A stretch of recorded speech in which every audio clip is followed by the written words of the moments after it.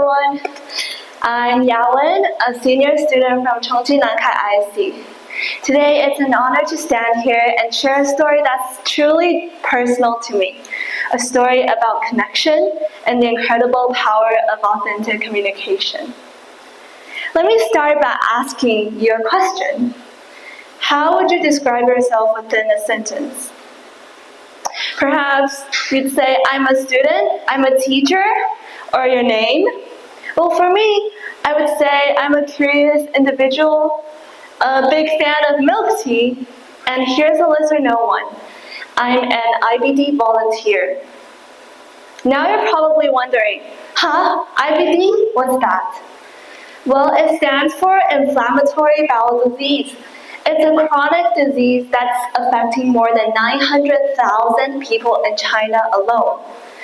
Imagine constant stomach pain, diarrhea, bleeding in the stool, and in severe cases, losing up to 30 kilograms of weight. These are all the symptoms that IBD patients would suffer from. But it's not only physical pain, it's also the mental isolation, the self-discrimination, and self-defeat. 7 years ago, I knew nothing about this word. I couldn't have imagined the profound impact the IBD community would have on me.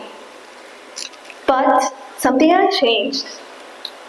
7 years ago, introduced by my mother, I became a volunteer at the annual disease camp for IBD kids and teenagers. There I met Kexin, who was 5 years old at that time. She was heartbreakingly thin, too weak to walk on her own, too weak to even hold a banana. Part of her intestines were surgically removed, leaving her with a forever stoma, a small opening in her abdomen to collect waste. At 5 years old, she had to remove her body waste at least 3 times a day. Her physical pain was unimaginable. But when I tried to empathize with her emotionally, I realized something. I couldn't. I couldn't imagine growing up with this condition, to feel different, to face such challenges so young. It hit me hard. Fast forward to 2021. This time, I returned to the camp not as a quiet observer, but this time as a group leader of a group of teens. On the first day, we sat in a circle. A group of teenagers of 14 years old stared at each other. Silence. The air was heavy with awkwardness, like the first day of school when no one wants to be the first one to speak. And then suddenly, a boy named Hai broke the tension. In a thick Chongqing dialect, he blurted out, 傻子都吃不得了，我头这个辣条都被打了. We bursted out into laughter. That one humorous comment broke the ice, and then stories came pouring out. Hao Yawen shared, that sucks. Diarrhea made me faint at school once, and then my classmates and teachers all treated me like I was made of glass. The only girl in the group, Xian, said, I got 15 tubes of blood drawn in one setting, and then I kept right on taking online classes on my hospital bed. I felt like a superhero. I sat there and listened, struck by how casually they shared their pain and struggles, as if they were no big deal. In this conversation, we created a safe space for each other, where everyone feels truly seen and heard. This was healing. The bonds we created that summer didn't end when the camp did. In the next year, in 2022, 2 of the teens came back, now older and more confident, as volunteers. One of them, our old friend Hai, proudly shared his story. My symptoms all got controlled, and now I'm starting playing basketball again. Guess what? I'm the MVP. We laughed. And from the corner, I could see the tension in the parents' shoulders ease. And then there was Gongzhen. A year ago, he was the shy boy who always hid in the corner, refusing to speak. He had the severe symptoms of all. enduring more than a dozen of surgeries and facing nearly six nearly death experiences. But something has changed. In 2022, he stood in the center of the room of more than 100 people and shared his darkest moments. I wanted to end my life, he admitted, but the people I met in the summer camp made me believe that life is still worth fighting for.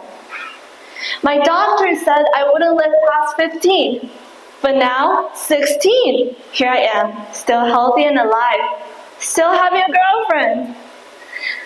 His words moved many to tears. Many people cried. For the kids and the parents in the room, his story wasn't just a story. It was hope, a lifeline, proof that in the hardest times, healing is possible when people stand together. That day, I realized something powerful. Words can change lives, stories can heal, and connection, true, authentic connection, can inspire hope when there was none. I decided not to keep these stories to myself because I realized people would protect what they care about and they would care about what they understand. So I set out to raise awareness about IBD. In 10th grade, I co-initiated stories of exploring with my peers, sharing the powerful stories of IBD patients to my teachers and my classmates. Last year and this year, I initiated 2 charity walks. More than 40 participants joined us, and we raised a total of 25,000 RMB for the National IBD Foundation.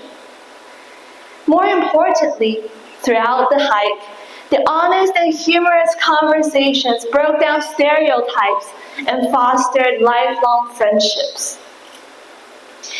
At its core, this journey has taught me that our anchor in this world is our connection with others. Every encounter, no matter how brief, leaves a mark. The warmth and love we share and feel will ripple outwards, shaping our communities and ultimately our world. Empathy isn't just about fully understanding someone else's feelings, because sometimes we can't. It's about showing up, listening, and letting others know they are not alone. So, let me leave you with this. Who can you reach out to today? Whose stories can you listen to? Because when we foster connection, when we share the softest parts of our hearts, we don't just change lives. We build a world where everyone feels seen, heard, and valued. Thank you.